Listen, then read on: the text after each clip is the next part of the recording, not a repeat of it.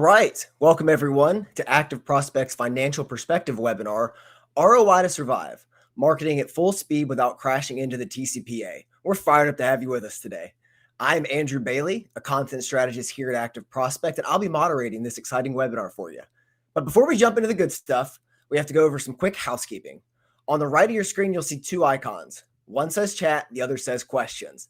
The chat icon is for reactions and general comments, sort of like this moderator is great. Just like that. Or more importantly, there's also going to be a comment pinned at the top of this for at any time during this webinar if you want to book time to speak to a professional. Pin that for you right now. There we go. All right. As for the questions icon, that's where you'll submit any questions you have for our two expert panelists today. We'll try to address some periodically, but have no fear, we have saved some time for a Q&A at the end. Also, we'll be tossing a few polls your way during our session. No pressure. These aren't SATs. We just want your honest opinion to help steer the conversation. Lastly, if for any reason you have to drop off the webinar early, no worries. A recording will be sent your way tomorrow. Now let's meet our esteemed panelists. Emma, Courtney, why don't you tell the audience a little bit about yourselves? Hi, everyone. My name is Emma Bernstein, and I lead our financial services team here at Active Prospect. We work really closely with marketers to help them scale their lead gen campaigns while staying compliant. So excited to be talking to Courtney and Andrew today, talk about what's working, what's not working, and how we can improve performance without running into a bunch of TCPA headaches. Yes, hi everybody. My name is Courtney. I am part of the team here at Hayflow. I'm a customer marketing manager. I work very, very closely with our clients. I actually transferred from sales. So I have a lot of experience sort of on the ground working with creating funnels and knowing exactly what is effective, what isn't as effective. And I'm super excited to share my experience with you today. Thank you both for being here today. Let's get into it, shall we? Emma, what are some of the biggest operational challenges marketers face when running lead gen campaigns, especially when it comes to moving leads smoothly throughout the funnel? Yeah, good question. So this is something that we see a lot with the different marketing teams that we're working with. Obviously, big challenge is usually balancing lead quality with conversion rate. So you want enough questions on a form to be able to qualify the lead, get in good information. Sometimes you honestly want to use the questions to disqualify those potential prospects. Hopefully you get that drop off of somebody realizing, oh, this is not what I thought it was. But if your form is too long, you're going to get drop off anyway. Another big issue we see is building and maintaining trust, which is a big compliance piece. So people are a lot more cautious now. We get a little nervous about putting our information into web forms. So making sure that you're explaining why you're collecting their data, what you're going to use it for, who's going to be contacting them. Obviously, there's the TCPA compliance piece there, but it builds trust and makes sure that people are actually submitting their information. And then finally, user experience. So if you've got a really slow landing page, if CTAs aren't really matching, if branding is doing something weird, especially if you're having these issues on mobile, it's really going to kill momentum.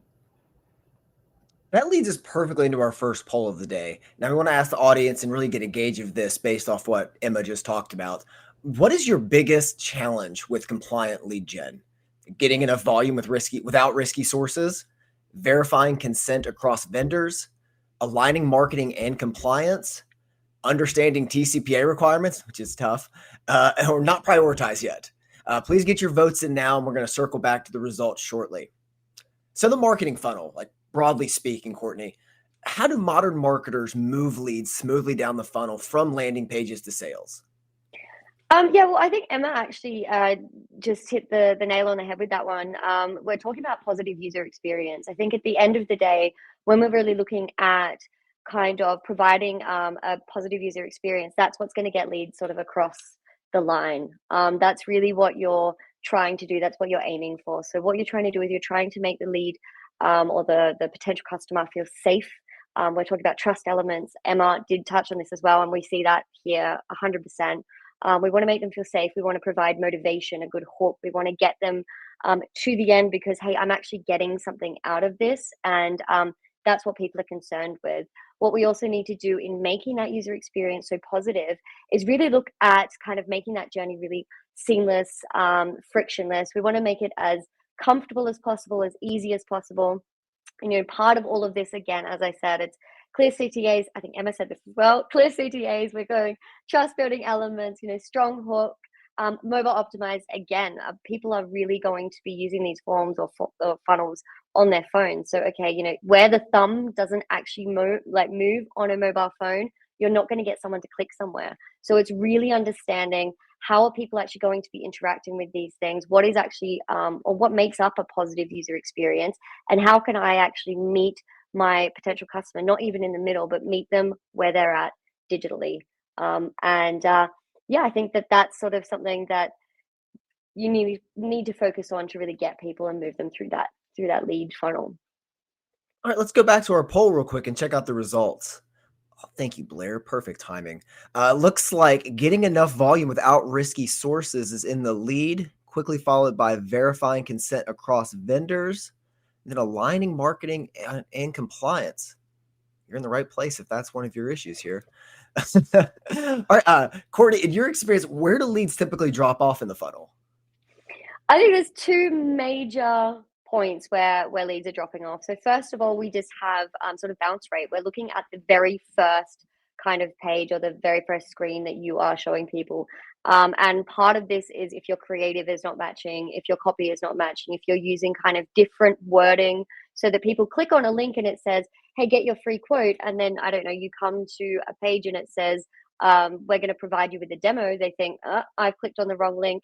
Immediately that trust is gone and people are just not going to continue through. So that's something that you really need to look out for, because even if it's just too busy, if the CTA isn't clear, if it's not above the fold, which means if I'm not seeing directly where I can click, I'm not actually going to look for it. This is all part of tying into that kind of positive user experience. It's providing people with the ease of actually even just getting through that lead form or that funnel. Ad UX, anything that's not pretty, garish colors, things like that. Those are sort of things on the first page that you really need to watch out for. And of course, and Emma again did touch on this, but we're looking at people aren't as happy to, or they aren't as willing to provide their details. So the contact page, so where you're actually asking, what is your name or what is your number, what is your email address? People are really, really nervous about doing that. If you haven't built enough trust, for example, or if you're asking for too much at once, so it starts feeling kind of like a form that you would, be filling out, I don't know, like your tax returns or something like that, or you haven't provided enough motivation for people to actually say, hey, I'm getting something out of this. This is where you're really going to see a huge drop off. And it is quite normal to have a bit of a higher drop off here, but we want to minimize that as much as possible, ideally. It sounds like simplicity is really the answer here. Just try to simplify the process without being overly simple, but less complicated, the better. Is there a silent killer that a lot of companies or brands aren't aware of in the funnel that could be causing some issues? I think that's really succinct in saying it is about simplicity. And I think something that companies, and I see this quite often, there's too many clicks. So when you have sort of because obviously you want to get people through, you want to have it quick, you're asking a question, and if it's a single answer question, you just have one option, they shouldn't be clicking on the option and then clicking on next. What should happen is they should just be brought through the funnel. You should click on an option. You can say, okay, how old are you? Over 18, click, done. I'm through, I'm on to the next step, so that we don't have to spend so much time going through, clicking next, and it just takes up too much time and it makes that hurdle too high to jump over. And I think that's something that companies really need to be aware of. But what are a few ways to reduce the friction without oversimplifying it? Like, you still want to be able to get valuable information and get them into your system and have some direction about where to go next. So what would you say is an easy way to reduce the friction that a lot of companies are experiencing? Yeah, definitely. I think something that's really important and really should be sort of top of mind when we're looking at kind of that qualification process and really understanding, okay, sort of what makes sense is, what information do I need now at this stage? That means that there are probably questions, that are interesting, that are going to help sales down the road. But actually, okay, what do I really truly need to know now? And I'm just going to keep it down to this, because your funnel is not a questionnaire. It is not going to be an entire form. It's not going to be a tax return. You're not going through and asking everything that you potentially want to ask. You need to be really smart about, okay, or strategic about, okay, well, what questions am I asking? And you keep that really simple, really streamlined to the customer or to the potential customer, I suppose. And part of that as well is kind of being able to use things like conditional logic. So you're only asking questions relevant to the person that is actually going through that. So there's no fluff, there's no extra questions, nothing like that. What you can also do is just have it be, always like as interactive as possible. You want to feel like we're having a dialogue, because I think that's really what makes this so effective, is it being so interactive and feeling like a dialogue. So you're able to sort of ask questions relevant to the potential customer that is going through this. They're able to give an answer that they feel represented by, that they feel identified, that they identify with. So you're getting them through quickly, easy, again, very simple with the clicks, have them going through with those answers and don't have any kind of extra fluff, any faff. We just want to keep it as easy as possible. We want to keep those hurdles, so to speak, very low to the ground so that everyone can jump over them. The higher they get, the more difficult it is, and that's where you're going to start losing people. Looking back at our first poll question, most of the audience here is really concerned about getting enough volume without risky sources. How is this going to impact lead volume? I think that's an interesting question, because I think that potentially we shouldn't be too much focused on volume, in the sense that quality is always going to be better than quantity. So with that in mind, obviously we want to get those conversion rates as high as possible, and we want to do, obviously we want to have a really high volume. But what we really want is also, are these leads actually effective, and what is my lead to sale rate?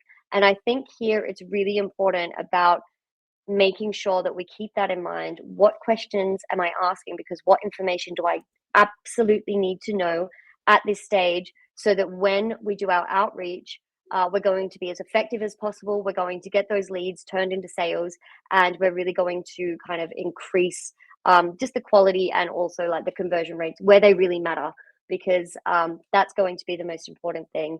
And I think, of course, in decreasing friction, I think definitely translates into an increase in conversion. And when we're focused on asking the right questions at the right time to the right people, what we're doing is we're increasing the quality of that as well. We actually had a question come through, and I think it's a good time to address it now, from an anonymous user. What role do trust building elements like logos, badges, disclosures really play in funnel performance? They are absolutely everything. That is so important. We're looking at trust building. We're in the financial industry, so obviously this is going to be so important, and this is something that is going to influence whether you have a higher conversion rate as compared to a lower one, or it's going to be one of those factors. Because if people don't feel that they can trust you, they're not going to give you their details. They're especially not going to do it when you're asking questions like potentially, what are your earnings, or what's your budget, or anything that is sort of financially relevant, especially when we're looking at getting kind of more into the nitty gritty of, okay, where are we at? What do you want? Is this going to be a loan? Where do you live? Where do you not live? All of these details are so important. So having logos of brands that you've worked with, or having logos of companies that you work with that trust you, reviews, massively important. This is the currency of the digital age. Having legitimate reviews are going to change everything, because that's what people base their opinions on now. And these are the things that are going to get people believing in your brand and moving forward through your funnel. And I think having a trust element everywhere you possibly can, even if it's just, I'm a certified in this or a badge here, just going through, it's really going to increase that level of trust. And that's definitely something worth doing. I would not even bother with a funnel if you don't have those aspects in there. Yeah, I think trust is well known as being the foundation for everything that every business should do, but I don't think it should stop there. I think trust should be the foundation, but it should also be at every floor of your company and every 100%. aspect of the funnel, just to offer that reassurance. As you're Yeah. moving down, you're still being taken care of with transparency.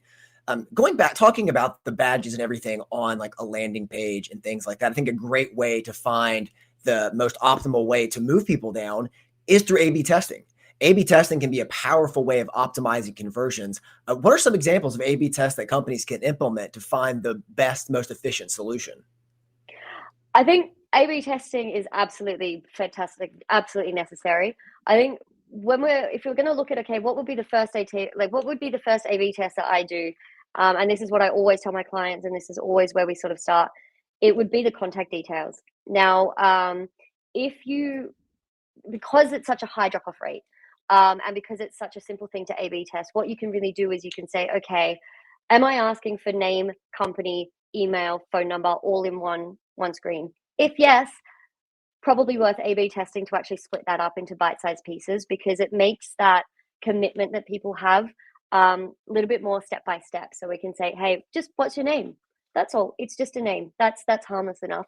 Go to the next step. Make it easy to get to the next step as well, obviously. And then just like, hey, thanks for your name. And you can actually use some sort of personalization here as well. So you would say, thanks, Courtney. What's your email? Someone puts in their email. And what this does psychologically as well is it kind of sets up that in for a penny, in for a pound. I've already kind of like that poker, I guess, maybe that might make more sense, but kind of like I'm all in, I've already put in so much sort of commitment to this. I may as well just continue on to the end. And also just breaking it up, you're just not asking for too much. It's less overwhelming and people find it just a lot easier to digest. That is a fantastic A/B test. I would always recommend doing that.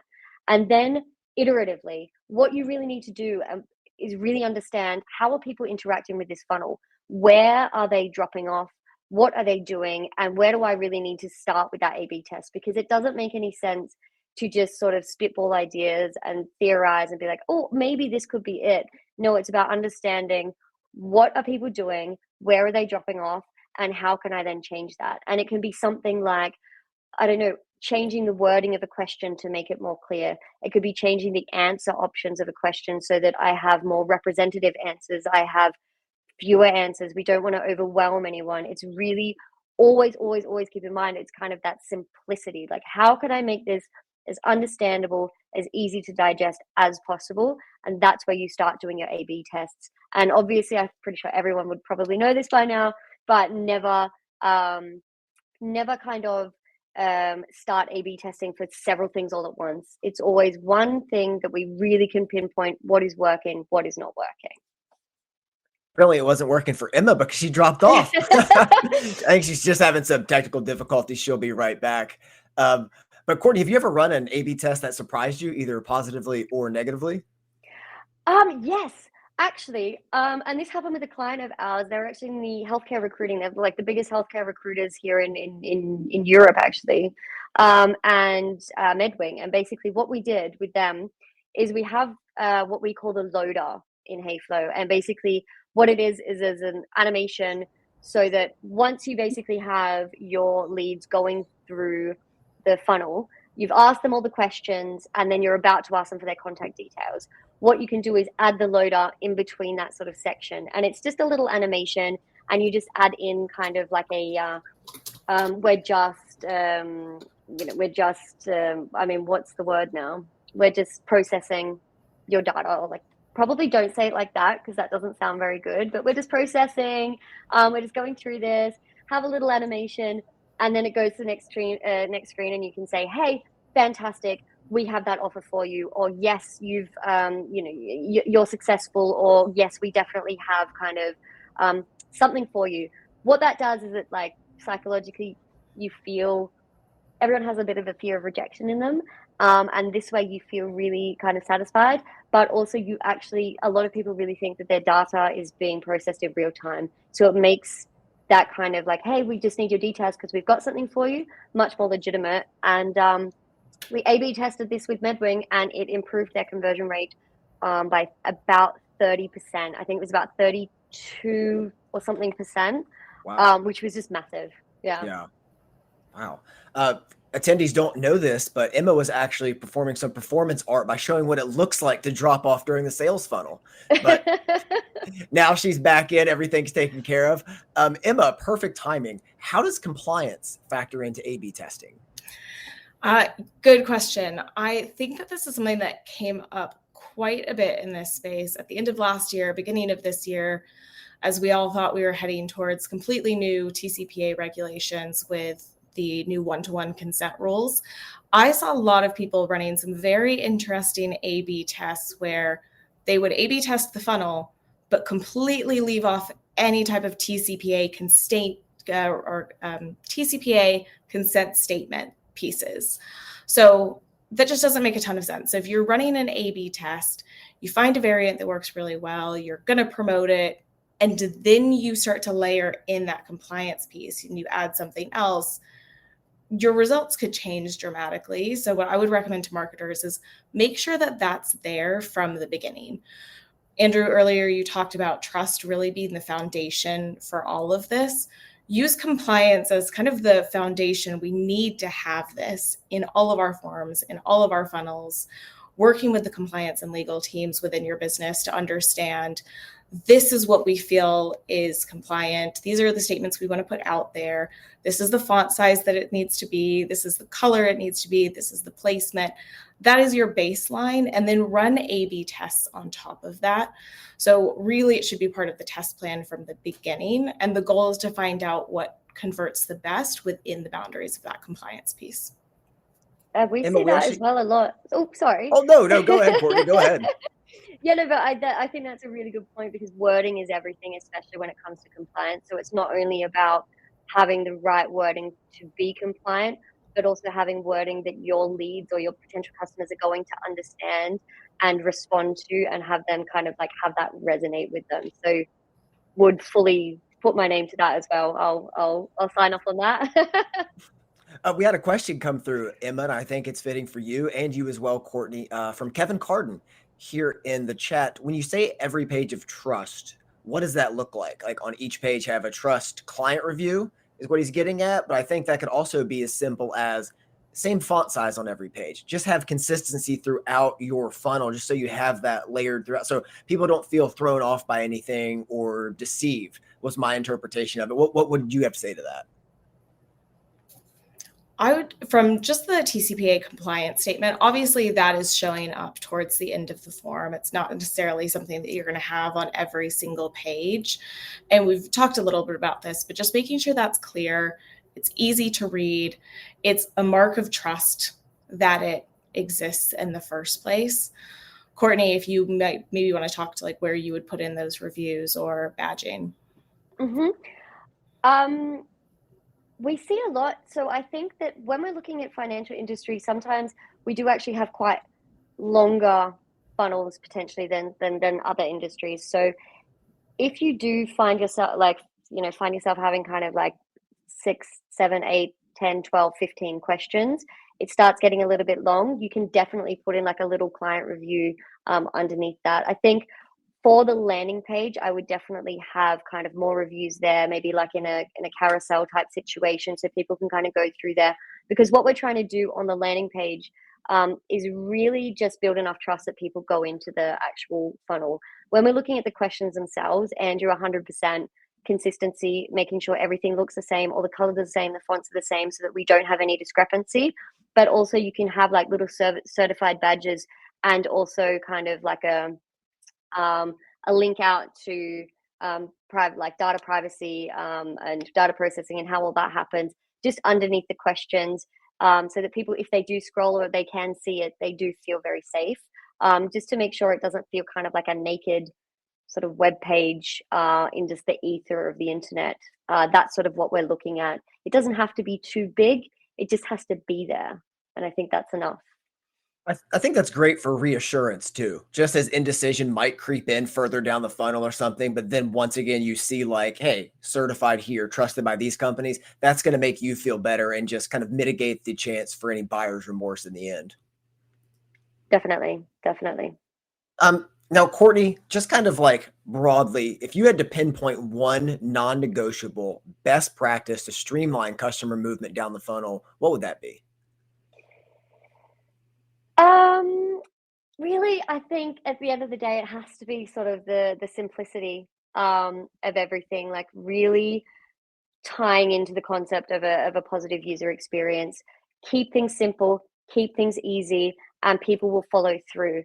Think of it, as I kind of already said, as hurdles. Like every single step of the way is a hurdle for people. So how do we get them across the line? We need to keep those hurdles low to the ground. So it's about really making sure we're just providing something that is of quality, that is really fun or simple or easy to use, so that we can really get people just following through and making sure that they have a great time while they're doing it. Because quite often, these kind of funnels are going to also be the first experience that people have with your brand. So if you're offering something that is fun to go through, then they're actually going to have a really positive experience and a positive association with your brand. And that's exactly what we want, because moving forward, that is going to be the association that they think of when they see your logo or they have anything to do with you. So keep things really just simple and make sure that people are going through their really positive kind of user experience. Does that apply to all three levels, or is that just more top of the funnel? I think it applies all three levels. We're really kind of looking at the top, middle, bottom. Like, keeping things simple for people is really what they want. It really resonates with people. It makes them feel like you've actually thought about their experience, you've thought about them, you've actually made the effort to really meet them where they are, instead of kind of making them, run a marathon and then jump, massive hurdles and do all of that, because no one wants to do that. No one has the time to do it. This is not, how we like to spend our free time, is going through incredibly annoying and long forms just to be sold something, or just to get somewhere. It's just not feasible. It's just not realistic. And we really want to keep those best practices under the umbrella of simplicity, I think. Let's go to a quick question here from an anonymous user. For either of you, what metrics do you look at to know if your funnel is both performant and compliant?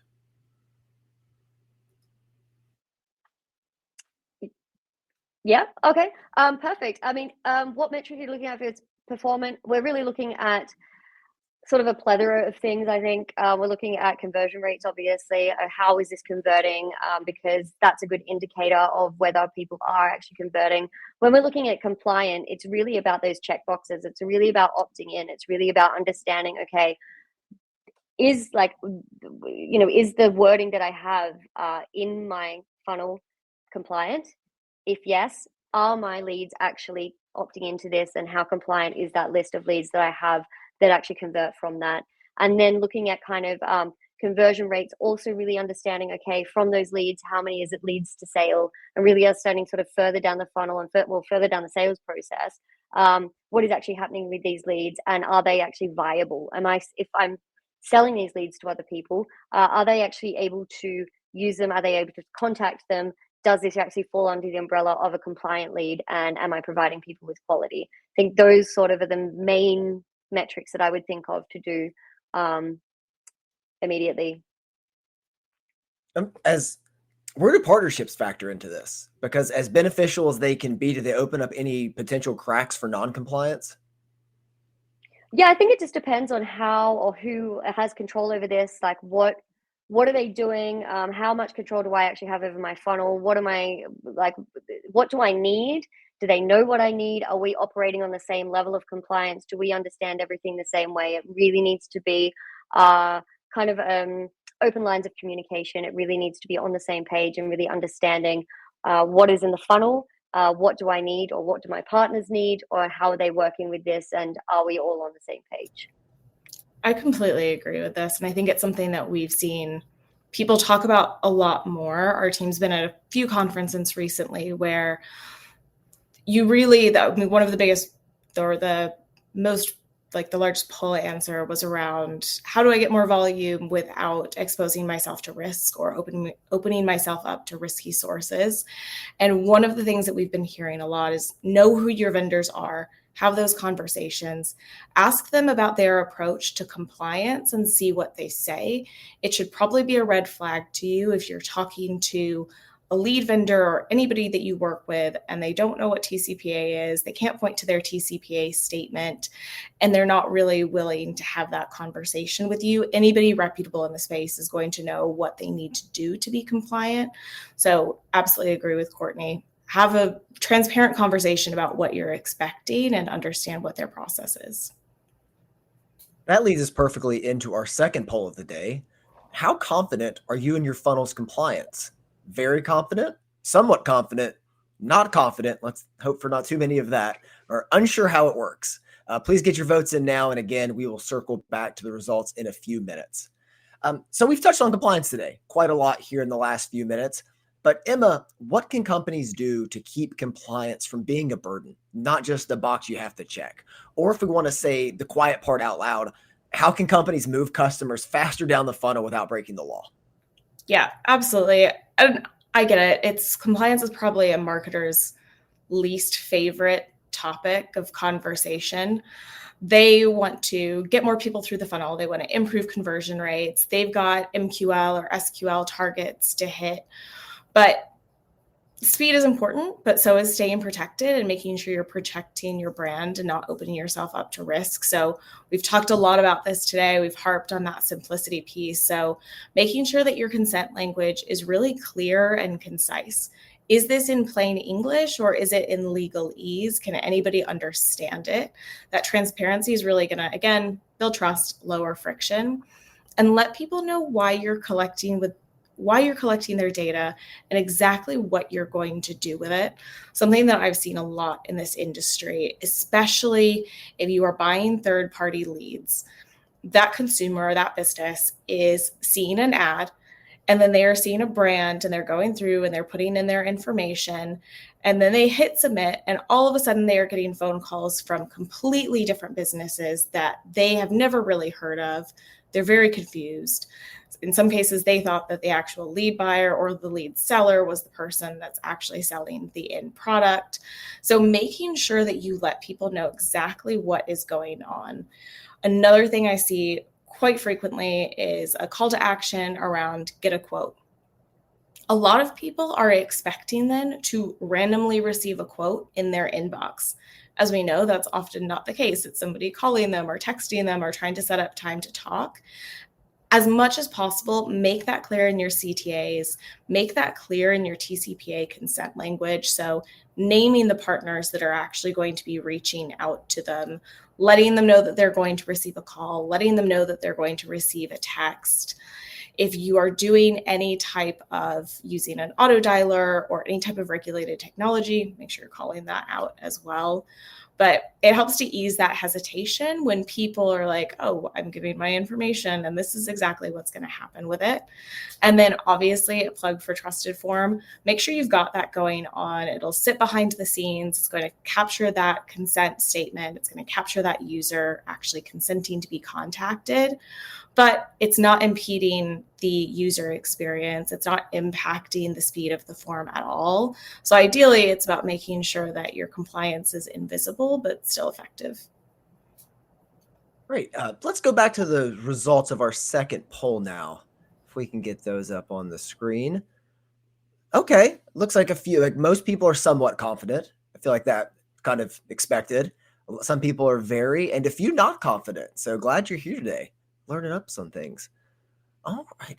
Emma, is there a false dichotomy that exists between compliance and conversions? Like, if that is true, how can companies use compliance to bolster conversions? Yeah, absolutely. I'd say it's probably one of the biggest misconceptions that we see. Again, it was a big conversation that came out during all the talk about one-to-one consent ahead of what we thought were new FTC regulations. And we heard it a lot. People thought that you needed to choose between a compliant form that met all of the necessary regulations or getting good results. There was a lot of hesitation around if I add in a TCPA statement, if I have a checkbox, if I make that statement a little bit bigger or bolder or a different font color, it's going to take my conversions. Nobody's going to come through the form and I'm going to lose a lot of money and won't get that volume. But it's really not true. You don't need to make that choice. When you're transparent, when you're building that trust, it's actually going to drive better conversion rates. And those leads are going to be better quality. So Courtney talked about this earlier, that this isn't just a volume conversation. It's also performance-based. You could have a 2-question form that doesn't really tell you anything, and you might get a lot of people click through and submit information.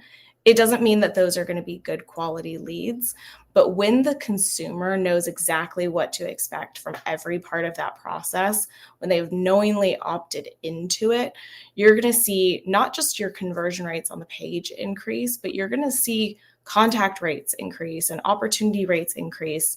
Your sales team or your call center teams aren't going to be fighting an uphill battle against people who have absolutely no idea why they're calling. So compliant leads are much less likely to get disqualified and lead to a ton of wasted time and, frankly, wasted money, and also less likely to result in legal complaints as well. So really, compliance supports performance, not the other way around. I like that. Very succinct. We have a question here that kind of ties into that. How do you screen or vet third-party lead providers to ensure they're TCPA safe? Great question. So for any lead buyers out there specifically, this is something that you really want to keep an eye on. Courtney talked a little bit about A/B testing and some of the tools that marketers are using. So sometimes you can run into compliance issues and it's not malicious. It's just something that's often not front of mind. People are thinking when conversion rate optimization, they're like, how can I change this CTA? Could we change a color? Could we add a picture? Do we change questions? Do we change the order of the questions? And sometimes that TCPA statement changes along with it and lines get removed, or the text gets made smaller, or it goes from something that was black to very, very light gray where you can't see it anymore, or maybe it goes down to the bottom of the page. It's not that it's on purpose, but especially as a lead buyer, that's something that you want to know because it's opening you up to risk. So I imagine a lot of people on the call today are using Trusted Form and retaining those certificates from any of their marketing activities. But what a lot of people aren't necessarily doing is running any audits on those certificates, running audits on the leads that they're buying to ensure that the compliance statements, the TCPA statements that are coming through are in line with what they're expecting.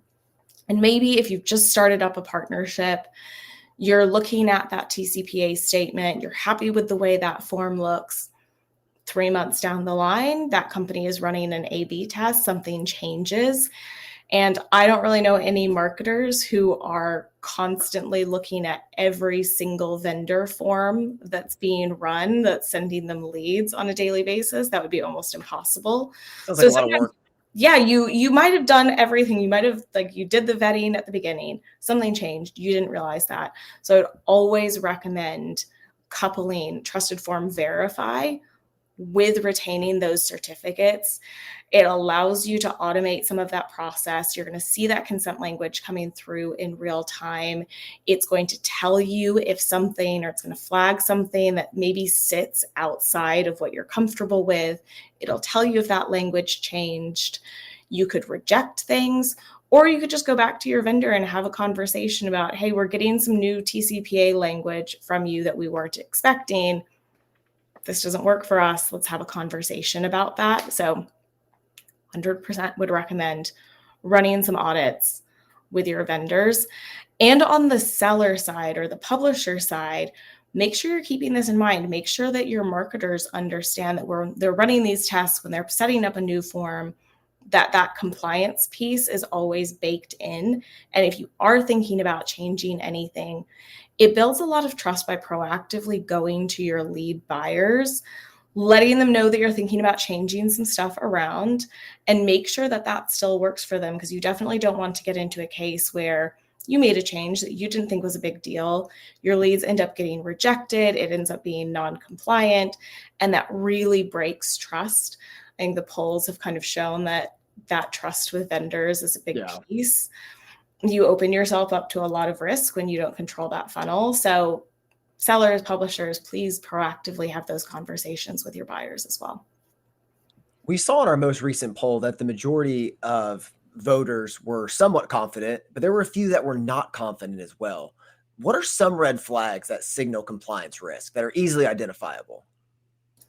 Yeah, absolutely. And this is unfortunately something that we also see quite often. So unclear, overly complex language. Again, does this look like micro font legalese with a lot of things that nobody can understand? If users can't understand what they're agreeing to, that's a big problem. There have been numerous TCPA lawsuits for this reason, where somebody thought they had great consent language. It was deemed to be ambiguous and unclear. Brand gets in trouble and is out a lot of money. Or hiding consent language in really long terms and conditions, or thinking that it's sufficient to just have that as part of like a privacy policy or T's and C's at the very bottom of a page. That definitely doesn't count as valid disclosure. And then not being explicit about who is going to be contacting those buyers and how they are going to be contacted. So are you using auto dialers? Are you using SMS? Is it you that's calling? Is it a lead buyer that's calling? Making sure all that's spelled out. And if those things don't exist, let's raise some red flags for sure. All right. Final thoughts before moving to our questions here at the end. Emma and Courtney, for both of you, if there's one thing you want attendees to take away from today's session, what would that be? On my side, it is that compliance and performance are not enemies. You don't have to pick one or the other.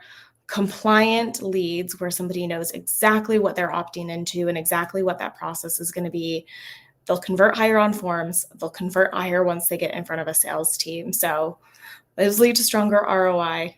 Don't just do compliance to check the box. Make sure it's part of your process from the beginning. I love that. I think on my side, and I think I've definitely mentioned this one or two times already, but positive user experience. Keep that in mind in all of this, in everything that you're offering your lead, your potential customer. Make sure it's a good time for everybody involved. We want to make it easy, and we just really want to provide a positive user experience, because that's tied in with having compliance actually be a growth lever. We're really looking at something that's going to be strong, it's going to be powerful, and it's going to be high performing and also compliant. And that's, at the end of the day, I think what we want. Well, thank you both. Before we get into our Q&A, it's time for another quick poll question. What is your next step after this webinar?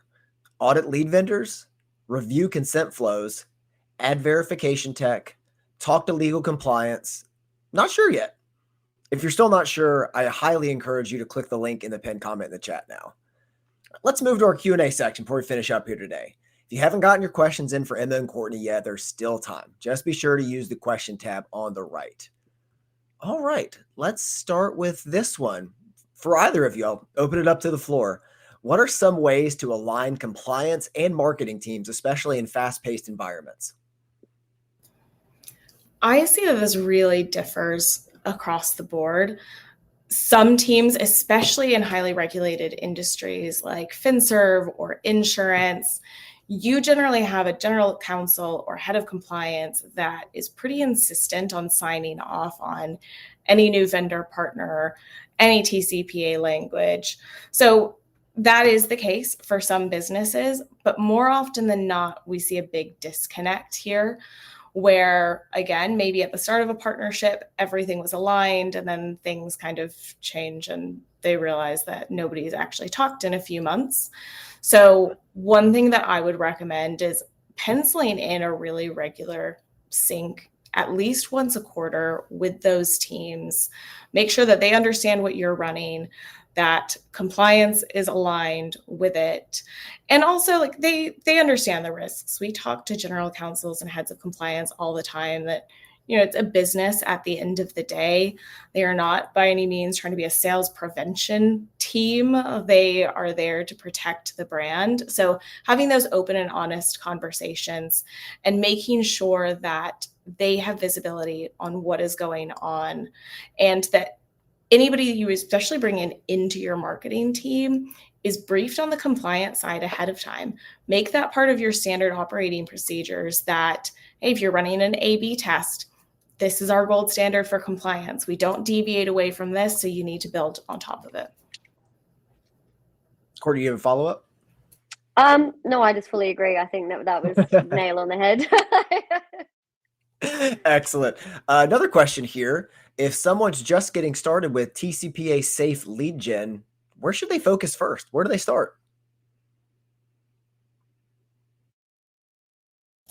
So I would say if you are a current active prospect customer, something that we do quite often is help to match buyers and sellers. We work with a lot of really amazing publishers, aggregators, and brands that are generating really high quality compliant traffic. So speak to your account manager, and we're always happy to make some introductions. But have a bit of a checklist. Understand first what you need to do to be TCPA compliant. Make sure you're doing that for your own first party data. That's always a good starting point. And then knowing that anybody you reach out to, do they meet those same requirements? Kind of have that checklist there. So you know that any new conversations you're going into, you've got that covered. I was going to say the same thing, is also just make sure to have conversations with people who know exactly what's going on. And that's on both the compliance side and also the lead generation side, just to make sure that you're doing everything in your power and you're getting the information from people who are really, or companies who know exactly what they're doing, and just use that expertise and implement it into your own processes. Honestly, it kind of ties back into the first question about aligning compliance and marketing teams, but just doing it throughout the company. Just keeping everybody on the same page is a great place to start, and continually staying like in touch with the compliance team at your company. Another question here, a little more broad, kind of, you can take it wherever you want. What is the best or most recognizable badge to achieve, or that you could put on your website? What's a badge that you see on a website that you're like, man, that makes me feel good? I think this really, really depends on the industry, who you're working with, and what's going to be most important. Just off the top of my head, thinking about sort of if we're looking at healthcare, not quite what we're talking about today, but being HIPAA compliant and having that badge for HIPAA compliance is incredible. The difference that having that badge makes is just it's night and day. So really looking at your industry, what's going to be important, where you can be certified, what you need to be certified for to be compliant or to be trustworthy. That's what you should be researching. I think that's going to be the most effective. With regards to reviews, it's not quite the same thing, but also making sure that you have reviews on legitimate websites like Google, I don't know, Trust Radius, G2, all those sorts of things that people can actually go to and recognize, hey, this is legitimate, and I actually trust this. All right. Last question here. I'm not quite sure I know what GHL is. How do you integrate with GHL? Go high level. I'm assuming. Correct me, Sounds please, good to if me. I'm wrong. Well, HAFO specifically has a native integration, which basically just means you have to click sign into your GHL and it's all there. So the way that we do it is all of your questions you get to put in your own, and I just can't think of the word right now, but you can map each answer into your GHL. So you have like name, like each category. What's the word I'm looking for? Someone will think of that word, and that's exactly what I'm thinking of. But you'll have like, I don't know, like name, address, phone number, all of that will then automatically be mapped straight into GHL. So it goes automatically. Otherwise, if I am wrong on GHL, no idea. It would be funny if they meant something totally different, but that was a great answer either way. I was like, hey, Hafler can do this amazingly, so I'm just going to use it for that. All right, I think that's going to wrap it up for us today. Thank you so much to Emma and Courtney for making time for this valuable discussion.